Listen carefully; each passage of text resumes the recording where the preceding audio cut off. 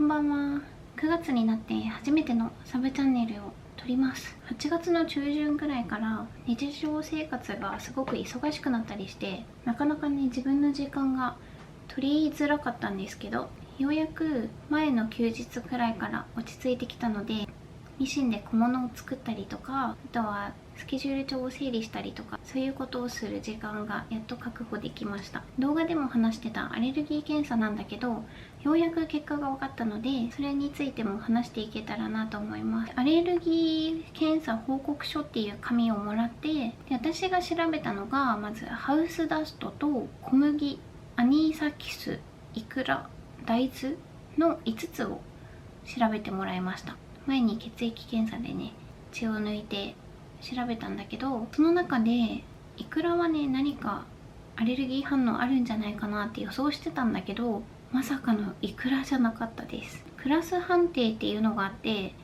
0だと大丈夫って言われて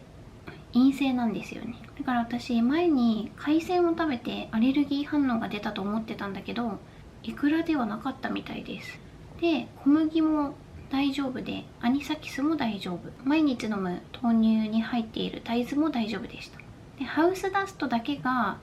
クラス判定が2になってて陽性だったんですよ。そのお医者さん曰く、ハウスダストは特にクラス判定2ぐらいだから、そこまで気をつけなくても大丈夫っていうふうには言ってもらいました。で、結局ね、アレルギー検査受けたんだけど、何に反応したのかは分からずでした。多分だけど季節的なものとかじゃないかなっていうふうには言っていて、私がもともとね、寒冷ジンマシンがあるっていうのは伝えてたんだけど、冬に出やすかったりとか、でも夏でもね出たから、とりあえずお薬を飲んでみて、またすごくひどくなったりしたらうちに来てくださいっていうのは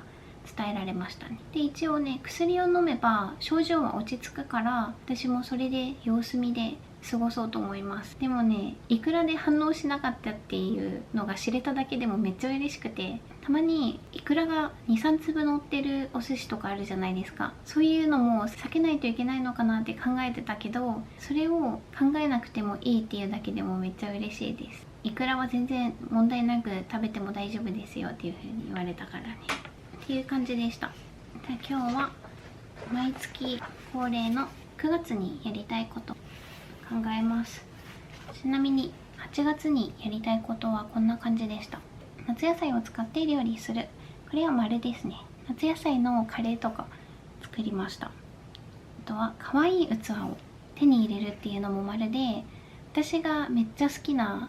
雑貨屋さんがあるんだけど、マディっていう名前のお店で、本当にテーブルコーディネートがめちゃくちゃ素敵なんですよ。あとは器の断捨離ですね。家族に譲る。これも丸です。新しい器を買うには、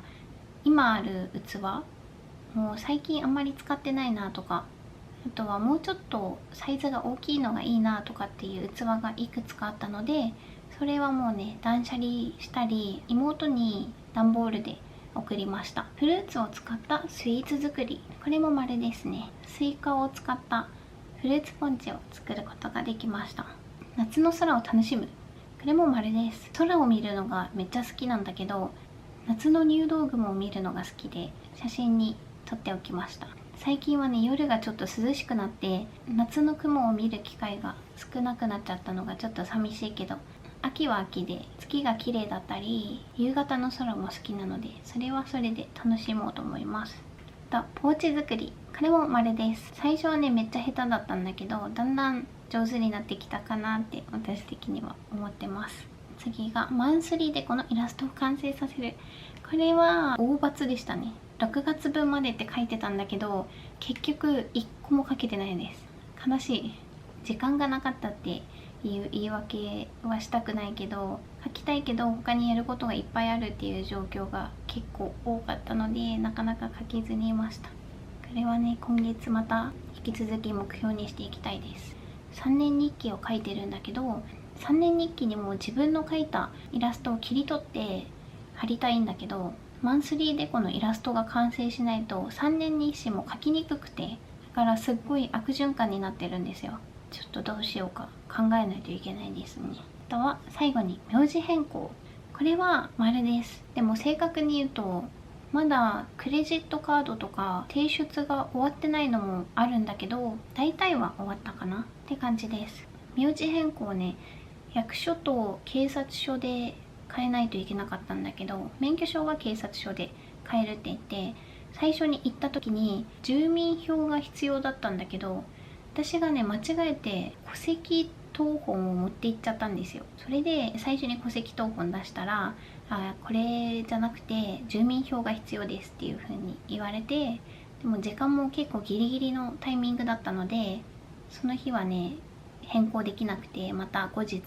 行きました。名字変えるだけでもなんでこんなに大変な思いをしないといけないんだってくらいめんどくさかったです。こんな感じの8月でした。で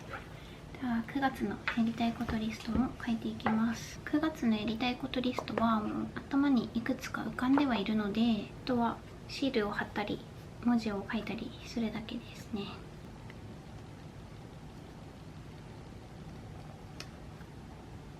このシールめっちゃ可愛くないですか？超可愛い。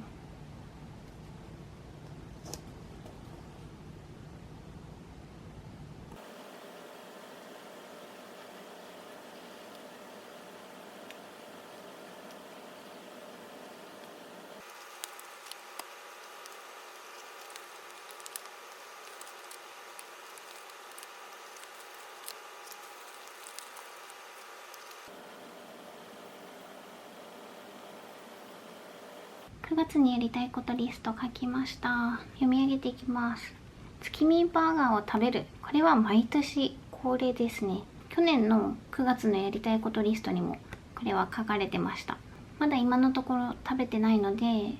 できたら満月の日に食べたいです。あとは2026年のスケジュール帳を探す。今年あっという間すぎて、私がねこの2025年のスケジュール帳デコをしたのが9ヶ月前とかもっと前になるのが信じられないぐらいあっという間です。このスケジュール帳の表紙めちゃくちゃお気に入りなので、表紙だけ切り取って日記帳に貼ったりとかしたいなって考えてます。で次が秋のおやつ作り。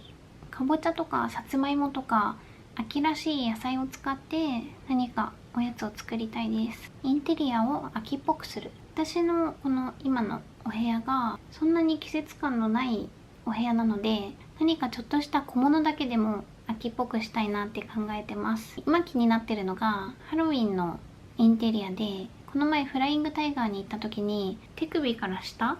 の置物があって、ちょっと不気味だけど可愛かったので、それもね買おうかなって思ってます。で次が涼しくなったら衣替えをする。まだ9月に入ったばかりで、夜は涼しいけど日中はめっちゃ暑いので、今はまだしないけどもう少しひんやりしてきたら夏服は全部しまって衣替えをします。もしかしたら10月とかになるかもしれないです。可愛いルームウェアを探す。ユニクロで2着のストライプのルームウェアを買ったのが数ヶ月前とかなので、今月ちょっと長袖のルームウェアを探したいなって思ってます。最後が時短料理の方法を試す。この前ねコメントで料理に時間がかかりすぎてるなって思ってます。花子さんはどれぐらいで作られてますかっていうコメントをいただいていて、私もそんなにねめっちゃ手際よくいっぱい作れるっていうタイプではなくて、それなりに時間はかかってるかな。その日の品数にもよるんだけど1時間ぐらいはかかっちゃうかもしれない。それでも毎日ゆっくりお料理を作るっていう時間はなかなか取れないから、3日分を一気に作ったりとか、作り置きをもうちょっと充実させたりとか、そういうのを9月は考えていけたらなって思います。そんな感じで楽しくね自炊も続けながら9月過ごしていきたいです。本日もご視聴いただきありがとうございました。